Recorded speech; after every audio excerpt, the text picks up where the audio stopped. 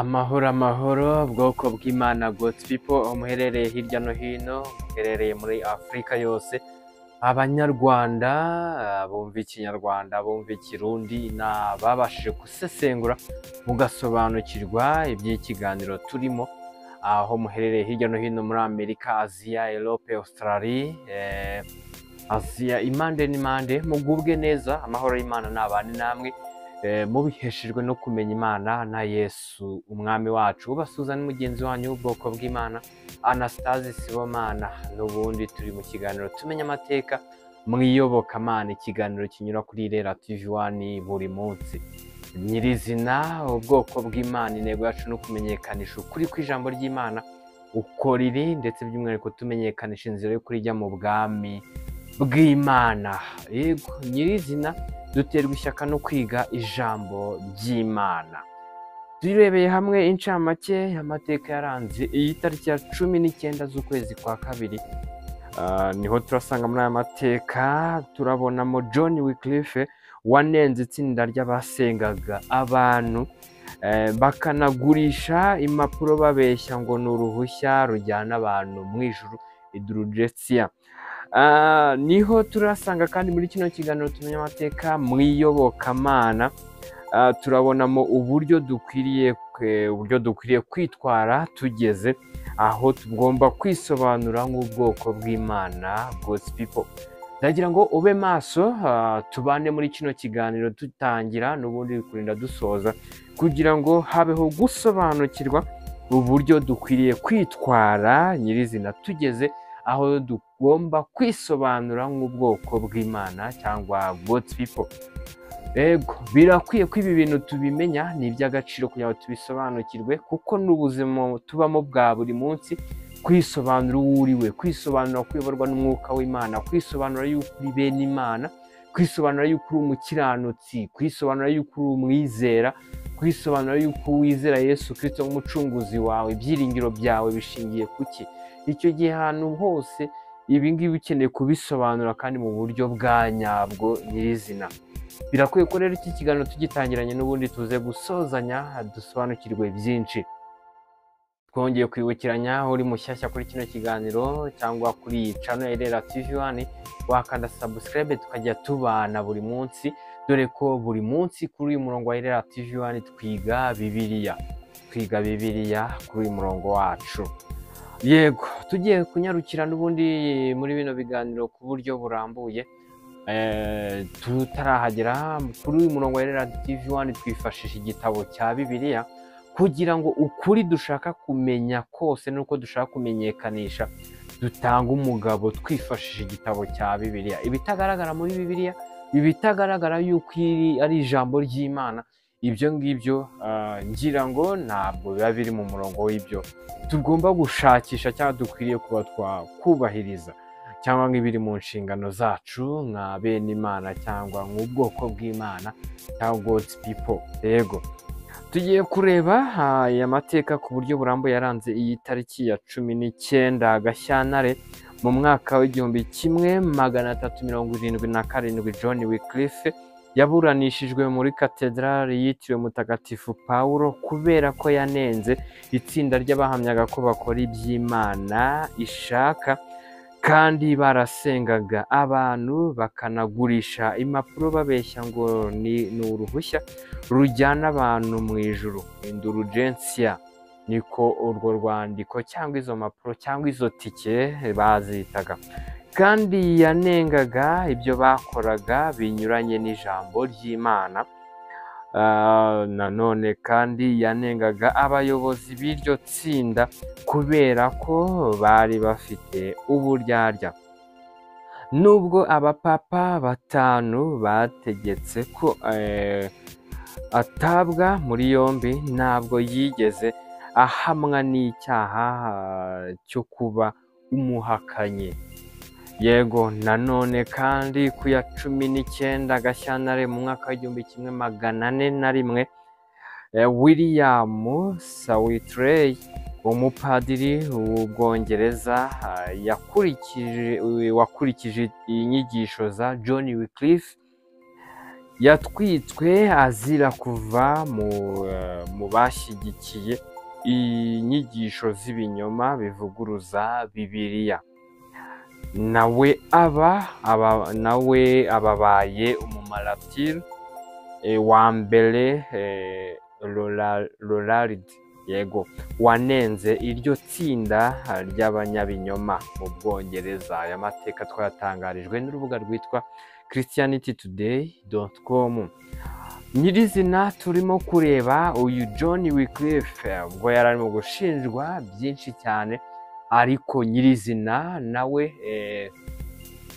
yari ari mu itsinda n'ubundi Martin Luther yari arimo, cyangwa bari mu buryo bumwe, mwihangane, cyangwa ni nk'uko bari mu itsinda ibyo bahamya natwe ari byo duhamya nk'ubwoko bw'Imana, God's people. Bo bagenderaga, John Wycliffe yari afite intego yo kumenyekanisha ukuri kw'ijambo ry'Imana uko ryanditse, yego, cyangwa icyo rivuga.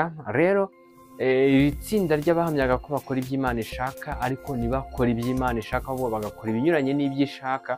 Abangaba baramurwanyaga kuko bagenderaga mu binyoma bitewe n'irari ryabo n'ibyo bararikiye, dore ko bo bari mu ruhande rwo kugwiza imitungo mu isi, kandi nyirizina bashaka kwandika izina cyangwa kumenyekana mu bantu, bakitwaza cyangwa bakitwikira igitabo cya Bibiliya, cyangwa yuko barimo gukora iby'Imana ishaka, ariko atariyo ntego nyirizina bafite. Rero niho uyu John Wycliffe yabashinjije cyangwa yabanenze kuri byinshi cyane bakoraga by'amahano bibusanyije n'iki jambo rivuga. Ngira ngo Bibiliya igenda ibivugaho n'ubundi, mu gihe waba uri mu itsinda ririmo kuvuguriza icyo Bibiliya ivuga ni ikigaragaza, icyo gihe ntabwo ugomba kwifatanya n'abo banyabinyoma. Niyo utitaye ku gihe mumaranye, utitaye nyirizina ku mumaro bagufitiye mu by'iyi si, ugomba kureba icyo ijambo rivuga akaba ari cyo wubahiriza, nk'uko ugomba kumvira Imana nyirizina aho kugira ngo wumvire abantu. Niho turasanga uyu John Wycliffe washakaga gukurikiza no kubahiriza icyo Bibiliya ivuga, yaranenze rino tsinda ry'abasengaga abantu, cyangwa bakaba bagasenga abatagatifu bapfuye batakiri bazima, ariho basengaga abantu bakanagurisha uru rupapuro bitaga indulgensia kugira ngo babone amafaranga menshi cyane. Yego, basobanuriraga abantu, babeshyaga abantu yuko ari uruhushya, ari tike yo kubageza mu bwami bw'Imana. Ndetse iki gihe cyabo kino kinyoma cya indulgensia, ndetse nubwo byahinduriwe izina, n'ubu ngubu usanga bikiriho, bakanabeshya abantu yuko bashobora kugurira abandi bapfuye, bagenzi babo bapfuye cyangwa bo mu miryango yabo bapfuye, bakabagurira tike indulgensia, ngo ni agatike ko kubageza mu ijuru. Ikinyoma ahangaha nta kuri kw'ijambo kurimo, kuko dusanga kujya mu bwami bw'Imana cyangwa kubona ubugingo buhoraho ubiheshwa no kwizera Yesu Kristo nk'umucunguzi w'ubugingo bwawe. Gusa nibyo byonyine gishobora kuba cyaguhesha kubona ubugingo buhoraho. Ibi byo kuvuga ngo utanze amafaranga uguze indulgensia ku gatike, cyari ikinyoma. N'ubu ngubu kuvuga ngo utanze amafaranga ya naya, urimo kubahiriza gutanga amafaranga yo gukora ibikorwa ibi n'ibi, ngo ubwo nibwo uzabona ijuru, nutabikora nta juru ufite.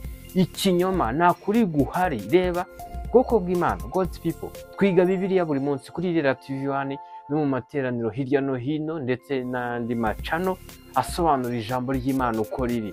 Ntabwo kujya mu bwami ari muri ubwo buryo abantu babeshyamo. Kujya mu bwami bw'Imana, kubona ubugingo buhoraho, Yesu yabisobanuriye Nikodemo, aramubwira ati amumenyesha yuko uwizera Yesu Kristo, uburyo yabambwe ku musaraba i Golgotha, nibyo byonyine kubyizera yuko yagupfiriye, kwizera yuko igihano cyari kiri kuri wowe cyagiye kuri Yesu Kristo, ukizera ko yagucunguye, icyo gihe nibyo bibasha kuguhesha ubugingo buhoraho. rero ibindi byose biraza kugaragara nk'ibinyoma. Yego, niyo mpamvu ngusaba ngo genzura, iga Bibiliya buri munsi, iga Bibiliya buri munsi, soma Bibiliya buri munsi, wige usobanukirwe, usenge Imana ubashe gusobanukirwa. Yego, niho turasanga yararimo abashinja ibintu byinshi, gusenga bapfuye, babasaba babwira ngo babasabire, gusenga abantu, hari ibyo twabonye, gusenga abantu no kugurisha uru rupapuro babeshya ngo ni uruhushya rujyana abantu mu ijuru, arirwo rwitwaga indulgensia. Kandi yanengaga uyu John Wycliffe, yanengaga iryo tsinda, cyangwa yanengaga ibyo bakora muri iryo tsinda binyuranye n'ijambo ry'Imana. Ubundi kunyuranya n'iki ijambo rivuga, ibikorwa wakora ibyo ari byo byose, uburyo byagaragara uburemere mu bantu, nta kintu bivuze imbere y'Imana. Yego, nta kintu biba bivuze. Kandi yari arimo no kunenga abayobozi b'iri tsinda yuko bari bafite uburyarya muri bo nyirizina, kuko uko bari siko bigaragazaga. Yego, kwitwikira yuko barimo kubahiriza ijambo ry'Imana, bakavuga n'imwe mu mirongo yo muri Bibiliya, ariko nyirizina bakagoreka iby'Imana ishaka. Ni ikinyoma, nta n'umugambi muzi murimo. Ijambo ry'Imana ryerekana yuko mu gihe ubarizwa muri iryo tsinda rikora muri ubwo buryo, icyo gihe Bibiliya igusaba kwitandukanya nabo, ngo bene abo ngo ujye ubatera umugongo, witandukanye n'abatizera mudahwanye. Yego, Bibiliya igenda ibivugaho cyane, bivuga ngo nimugaterane nabo, nimugasangire nabo. Yego, byinshi cyane ku bigendanye n'ibyo mu myizerere cyangwa ijambo ry'Imana. Yego, niho n'ubundi twabonye yuko tugiye kurebera hamwe nyirizina uburyo dukwiriye kwitwara tugeze aho tugomba kwisobanura nk'ubwoko bw'Imana cyangwa God's people. Ariko turasanga hari uwari urimo kugendera mu nyigisho, nawe yari umupadiri nyirizina wo mu Bwongereza. Yego, nk'uko twamubonye muri aya mateka twasomye, uyu nguyu William, yego, William Sawtrey, uyu nguyu yari umupadiri wo mu Bwongereza wakurikije inyigisho za John Wycliffe zari zigendanye n'ukuri kw'Imana ishaka. Uyu nguyu yaratwitswe azira yuko yitandukanije cyangwa avuye mu bashyigikiye inyigisho z'ibinyoma. Ngira ngo uyu muntu yahise aba umumaratire, nk'uko twabyize mu biganiro byatambutse. Abantu tumaranye iminsi twigana Bibiliya kuri murongo wa Irera TV1, twarabyizeho umumaratire uwo ari we. Ni abantu bahorwa kuyoboka Imana, cyangwa kubahiriza Imana, cyangwa guhorwa Imana, cyangwa guhorwa ubutumwa bwiza nyirizina, aribwo uhowe, aribwo wari urimo kubahiriza, aribwo wagenderagamo nyirizina. Kubizira icyo gihe uba uri mu itsinda ry'abamaratire, cyangwa ukaba ubaye umumaratire. Yego, niryo tsinda, nibo bitwaga abahowe Imana, abahowe Imana, abahowe ubutumwa bwiza. Tugiye kureba icyo Bibiliya ivuga kuri aya mateka tubonye ruguru, tunareba nyirizina uko bizatugendekera mu gihe tugeze aho tugomba kwisobanura nk'ubwoko bw'Imana nyirizina. Rero ugiye gusobanukirwa uburyo ukwiriye kwitwara ugeze aho ugomba kwisobanura nk'ubwoko bw'Imana. Turareba icyo Bibiliya ibivugaho, ukuri kwa Bibiliya icyo kubisobanuraho. Nimutinye, nimugire ubwoba, ibi bintu umugambi w'Imana warateguwe kandi uyoborwa n'umwuka w'Imana, arashyigikiwe 100%, kandi imbaraga ziri murimo, cyangwa imbaraga ziri mu bwoko bw'Imana, imbaraga ziboneka muri twe zirenze ibindi byose nyirizina, cyangwa zirenze abandi bose.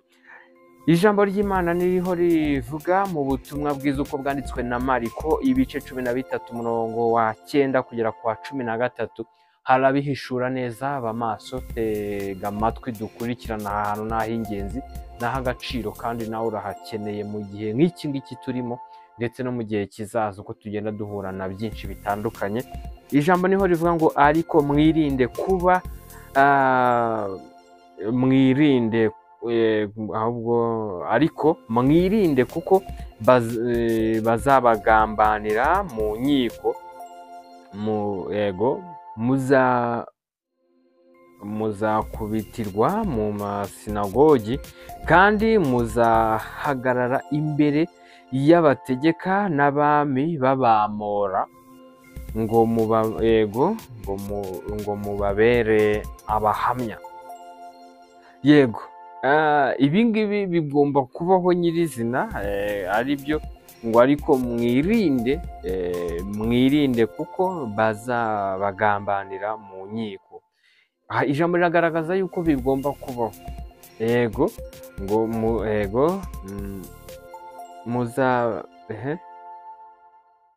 muzakubitirwa mu masinagogi kandi muzahagarara imbere y'abategeka n'abami babamora ngo mubabere ubuhamya. Yego, ngo mubabere ubuhamya. Bigaragare yuko n'ubundi turi mu isi nk'ubwoko bw'Imana, tugomba guhura n'ibikomeye kandi biremereye mu bitubabaza ku ruhande rw'umubiri, ariko tugomba kuhagarara duhamya, tunashikamye, tunasobanura impamvu y'ibyiringiro dufite, ni naho tugana, n'ibyo turimo n'impamvu tubirimo.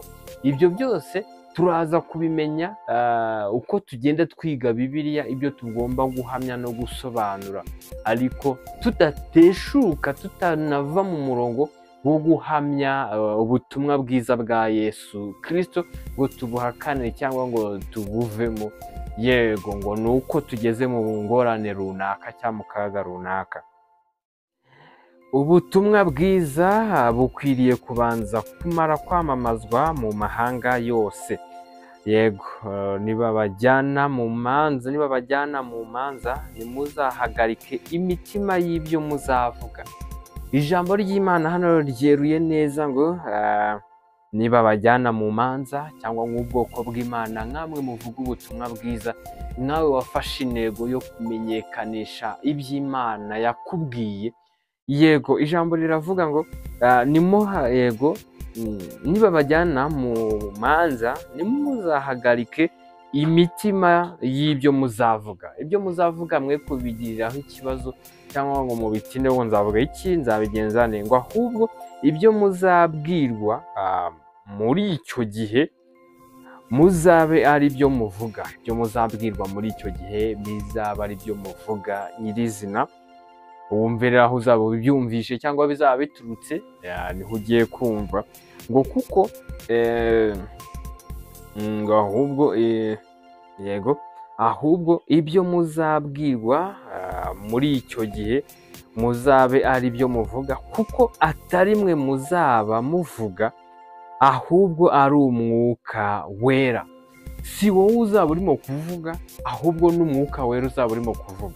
Mu gihe wizeye Yesu Kristo nk'umucunguzi w'ubugingo bwawe, yego, ukaba icyaremwe gishya, ukaba ubyawe n'Imana, ukaba ubaye umwana w'Imana, ukaba utangiye kuyoborwa n'Umwuka w'Imana, no muri izo manza zose, no muri uko kwisobanuraho kose, ndetse no mu gihe ugeze aho biri ngombwa yuko wisobanura cyangwa ugira ibyo usobanura nk'ubwoko bw'Imana, icyo gihe ntuzagire ubwoba bw'ibyo uzavuga, ahubwo Umwuka w'Imana niwe uzaba urimo kuvuga, niwe uzaba ukongorera ibyo uri buvuge nyirizina. Nk'uko tubibonye yuko ngo kuko atari mwe muzaba muvuga, ahubwo ari Umwuka Wera.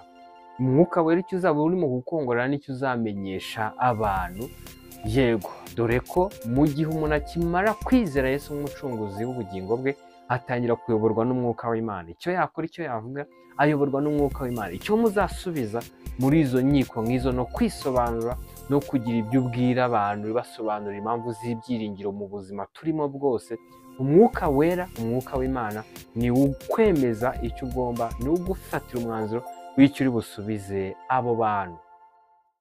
Niho ijambo rikomeje rigira riti umuvandimwe azagambanira mwene se ngo yicwe, na se w'umwana azamugambanira abana bazagomera ababyeyi babiyicishe. Hano ijambo ry'Imana rirakomeza rigaragaza yuko n'abavandimwe bazagambanira bagenzi babo bakicwa, ndetse na ba se bazagira gute, bazabagambanira, bagambanire abana babo, n'abana bazagambanira ababyeyi, bazabagomera babicishe. Rero ibi ngibi biraza kugaragara yuko nyirizina urimo kuyoborwa n'umwuka w'Imana uzaba ari ubwoko bw'Imana, cyangwa wowe uri ubwoko bw'Imana, cyangwa twe turi ubwoko bw'Imana. Ntabwo bikuyeho yuko umuvandimwe wawe atakuvuga ikibi cyangwa atagukora ikibi akuziza uwo uri we, cyangwa kuri ubwoko bw'Imana nyirizina, cyangwa kuko urimo kuyoborwa n'umwuka w'Imana. Yego, niho usanga rero ushobora kugambanirwa n'uwo muziranye cyangwa n'uwo mwasangiye ubuzima.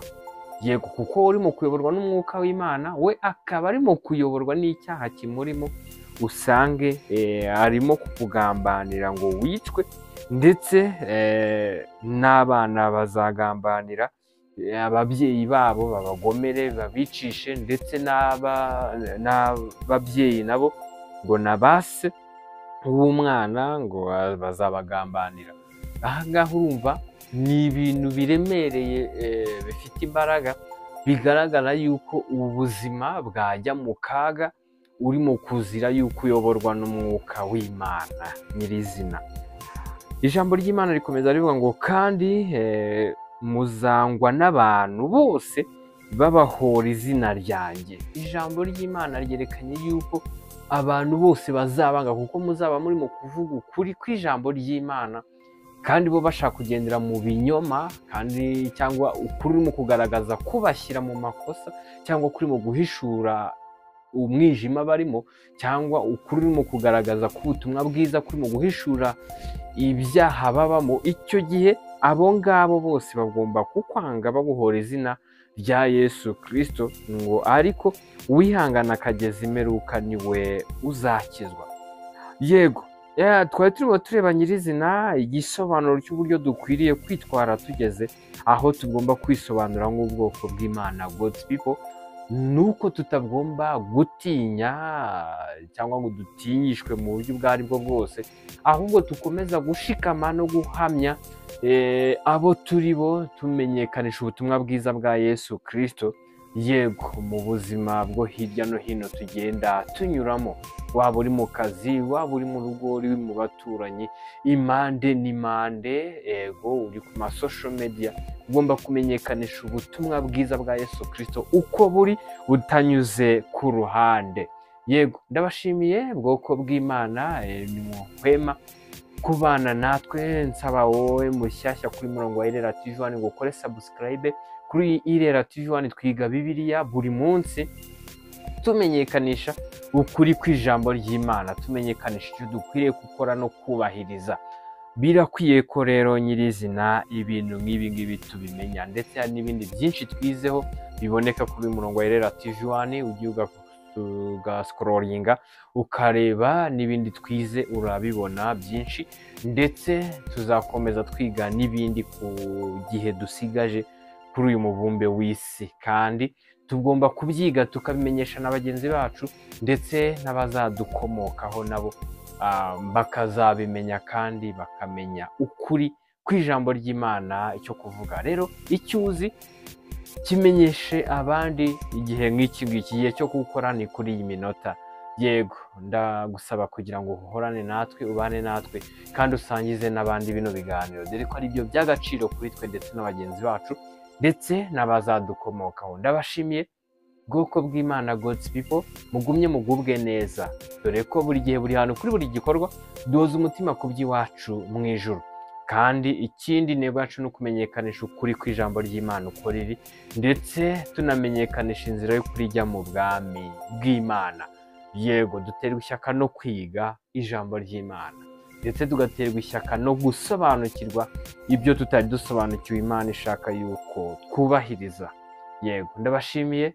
Amahoro y'Imana n'ubuntu bw'Imana bibane namwe, mubiheshejwe no kumenya Imana na Yesu umucunguzi wacu. Murakoze cyane.